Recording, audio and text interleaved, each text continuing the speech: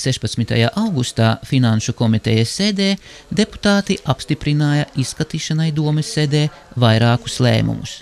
Starp tiem naudas līdzekļu piešķiršana vairāk nekā 6000 latu apmērā jauniešu neformālas izglītības centra uzturēšanai, kas izvietosies bijušas 17. vidusskolas ēkā.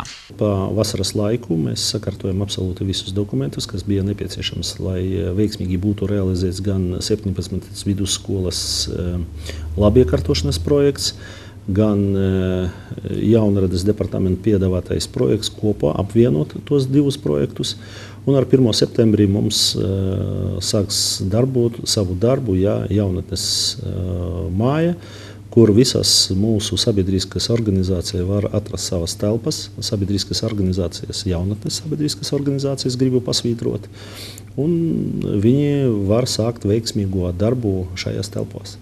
Deputāti atbalstīja arī izmaiņas Bērnu un jauniešu centra jaunība izdevumu tāmē sakarā ar sporta inventāra iegādi Bērnu invalīdu klubam Žēlsirdībā 1500 latu vērtībā. Šis ir centra jaunība dalības rezultāts Izglītības un zinātnes ministrijas projekta sporta inventāra un attīstošu spēļu iegāde bērniem ar īpašām vajadzībām. Protams, ka es pateicīgs esmu pirmkārt Izglītības pārvaldei kopā ar Jaunatnes namu, ka viņi uzrakstīja tādu projektu, kas domāts mūsu bērnu invalīdiem, kuri konkrēts uz dzīves vietas, šīs projekts realizējas. Un galvenais, ka mēs ne no pašvaldības budžeta, bet no valsts budžeta dabūjam atbalstu šim projektam. Tagad mūsu mazie iedzīvotāji, invalīdi, var dabūt papildus sporta inventāru, papildus sporta iekārtes un ierices, kuras var izmantot savas ne tikai nodarbības, bet arī atpūtas laikā. Bezatlīdzības lietošana pašvaldības policijai tiks nodotas vispārējas un profesionālas izglītības pārvaldes lietotas mēbeles, lai iekārtotu dežurējošās daļas telpas. Sporta pārvalde saņems 2 šaha figūru komplektus, kuri pirmo reizi tika izmantoti pilsētas svētku laikā. Jaunā sporta kompleksa celtnieks pakalpojumu izcenojumi tika virzīti visu Domes deputātu izskatīšanai. Ēka, kas atrodas pēc adreses Varšavas iela 14, kurā agrāk izvietojas pašvaldības policija, tiek nodota Krievu kultūras centram. Izlemts nojaukt koka ēku paša pilsētas centrā Indras iela 9.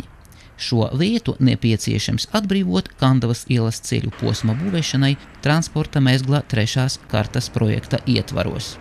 Deputāti pieņēma lēmumu par ilgtermiņa aizdevuma ņemšanu valsts kase 577 143 latu apmēra projekta Daugavpils cietokšņa infrastruktūras, ielu kompleksais labiekārtojums un inženiertīklu renovācija realizācijai.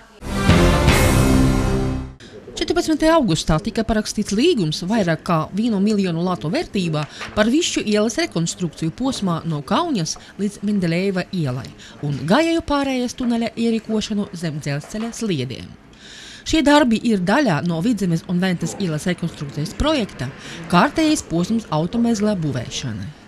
Viadukta būvēšanas darbu ekonomijas rezultātā 2010.11. gadā, kas sastādīja 6,5 miljonu latus, tika pieņemts lēmums šos līdzekļus izmantot viaduktam pieguļošu ceļu sēguma remontam un transporta infrastruktūras uzlabošanai. Kā pasūtītais līgumu parakstīja Daugavpils pilsētas domas priekšsēdētājas pirmais vietnieks Vitālijs Azarevičs, no piegādātāja puses Lietuvas uzņēmuma Paņeviežo Keļai attīstības direktors Jevgeņijus Ričunas. Domāju, ka šodien parakstītais līgums apgalvos to, ka pēc kādu laiku mums būs vēl viena jauna iela, kura būs kvalitatīvi asfaltēta un atverta. Tas skar Vidzemes, Piekrastes, Pumpura un Višķu ielu rekonstrukcija ietvaros un būs posms no Kauņas iela līdz Mendelejevas ielai.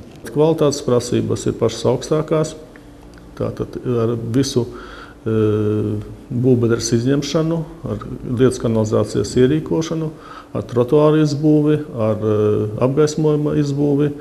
Asfalta betona kārtas ir 3, zem tām ir šķembas un filtrējušais slānis. Tā ka ielai būs jābūt pēc visaugstākajām prasībām izpildītāji. Panevežas Kiļai tā ir kompānija, mātes kompānija, meitas uzņēmumam Latgales ceļderis.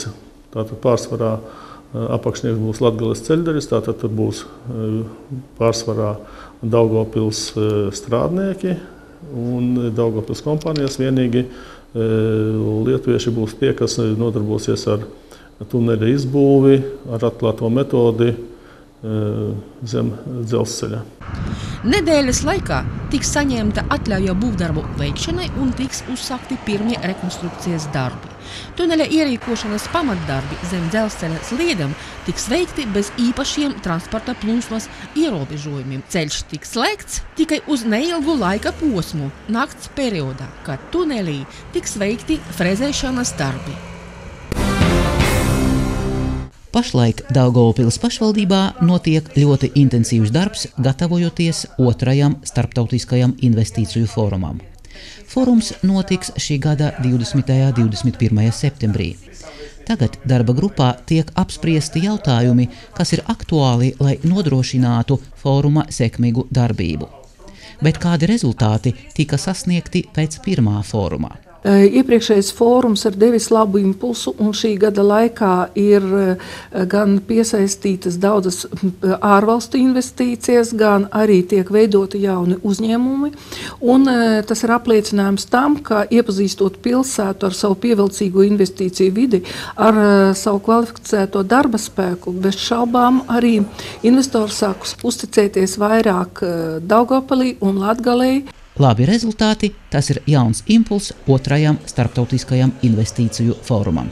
Mēs plānojam, ka fórumā piedalīsies vairāk nekā 10 ārvalstu delegācijas. Tie būs gan uzņēmēji, tās būs gan arī oficiālās amatpersonas.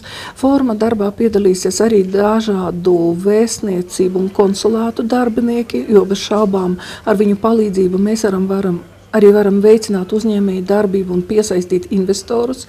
Tāpat arī fórumam mēs gatavojam jaunu investīciju katalogu, jo pa gadu jau ir daudzas izmaiņas notikušas, un bez šaubām mēs arī aicinām piedalīties fórumā gan mūsu valsts politiķus, gan mūsu pašvaldības deputātus, gan Saeimas deputātus, gan arī Eiroparlamenta deputātus, jo viņi arī ir līdzatbildīgi, lai mūsu reģions un arī Daugavpils varētu attīstīties. Mēs aicinām visus pilsētas uzņēmējus arī piedalīties šajā fórumā, pieteikties tā darbā, jo mēs plānojam, ka fórums būs interesants un arī liederīgs visiem. Jau 2. gadu vasaras brīvlaikā Daugavpilī darbojas bērnu teatrāla nometne. Pēc Daugavpils aktieru domām teatrālajā pilsētā obligāti jābūt tādai tradīcijai. Tāda ideja mums radās ļoti, ļoti sen, jo būtu grēks palaist tādu izdevību garām, ka teātris ir pilsētā, bet tādas teātra nometnes, ja teātra tur arī varbūt kādas studijas nav. Ja? Un tāpēc arī tā ideja radās, ka vajadzētu vasarā, ja ir problēma nodarbināt bērnus, tad ir iespēja braukt uz radošām nometnēm. Un tā arī radās mūsu teātra nometnes ideja. Galvenais nometnes mērķis – bērna vispusīga attīstība. Nodarbošanās ar teātri.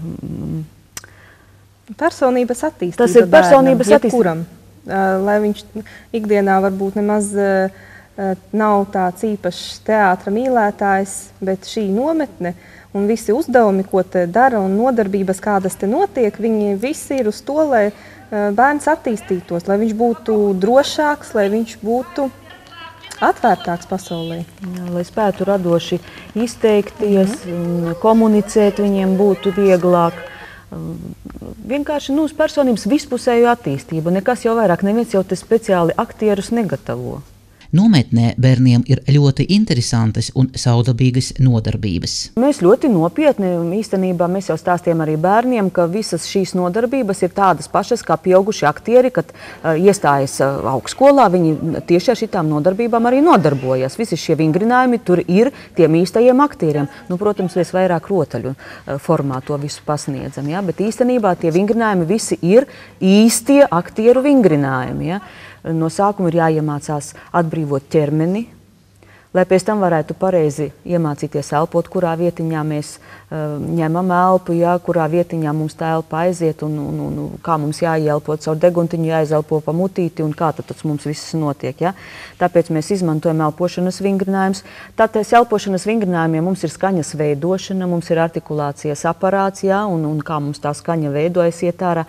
Gribētos atzīmēt, ka šogad vasaras laikā pilsēta strādā 19 nometnes, kuras apmeklē 760 bērnu. Pagājušajā gadā mūsu mazie pilsētnieki, kuri atpūšas vasaras nometnes, bija 720, šogad 760, pa 40 cilvēkiem vairāk, neskatoties uz to, ka pa vienu nometni bija mums mazāk, mums bija 19 nometnes. Pilnīgi monitoringu novadīs un anketēšanu, vecāku anketēšanu novadīs jaunatnes departaments un apkalpos septembrī mēnesī un dos plašo informāciju savos saitos. Bet gribu arī pateikties visiem tiem, kuri organizēja tas nometnes, kuri pieņēma, un, protams, kā novitātes arī bija tādas, kā bija mums atvērta bērnu invalīdiem domāta nometne, jā. Sociāli bērni bija piesaistīti. Principā es vērtēju kopumā ļoti pozitīvi visu šo procesu. Bet teatrāla nometne ir īpaša, jo tās beigas pilsētniekus gaida pārsteigums. Visi laipni gaidīti 23.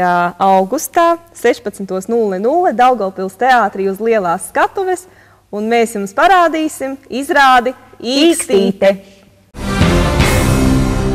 Pagājušajā nedēļā Daugavpils pašvaldības darbinieku delegācijā viesojas Zviedru pilsētā Mutalā. Mutalas pašvaldība bija uzaicinājusi mūsu delegāciju paviesoties savā pašvaldībā, lai varētu iepazīties ar viņu darba pieredzi, lai varētu iepazīties ar viņu pieeju pilsētu plānošanas jautājumiem. Tāpat arī mums bija iespēja apmeklēt sociālās iestādes, izglītības iestādes. Mums bija ļoti interesanti iepazīties ar biogāzes ražošanu, ar to, kādā veidā viņi sakot pilsētu un kā viņi pārstrādā atkritumus. Tāpat arī ļoti nozīmīga bija arī tikšanās cietoksnī, jo mums sniedza informāciju par to, kādā veidā viņi attīsta savu cietoksni, kādā veidā viņi piesaista turistus. Un bez šaubām arī bija interesanti iepazīt viņu pieredzi arī ilgtermiņa plānošanas jautājumos, jo Mutalā ir ilgtermiņa plānošanas darbs līdz 2020. gadam un arī uz turpmākajiem gadiem, un tie plāni parasti viņiem ir arī tādi pārējoši, tie nemainās gadu no gada, kad nomainās viena vai cita personālija. Un tāpat arī mēs vienojamies par kopīgu sadarbību dažāda veida projektos. Viens no šiem projektiem ir kopā ar vēl 7 Eiropas valstīm, un mēs piedalīsimies kopā ar Mutalas pašvaldību, arī Eiropas Savienības dalību valstu nākotnes plānojumā līdz 2020. gadam, un šim projektam jau ir paredzēts arī Eiropas finansējums. Tāpat arī paredzēta ir darbības programma dažādos virzienos. Tas ir gan sports, jo Mutalā ir arī savs speedveja centrs, ir arī doma par to, ka varētu sadarboties arī citos sporta veidos. Tā ir gan kultūra, jo viņiem ir ļoti labas arī koru tradīcijas, un tāpat arī mēs runājam par izglītību, un arī pilsētas saimniecības jomas, kuras varētu būt interesants mūsu speciālistiem.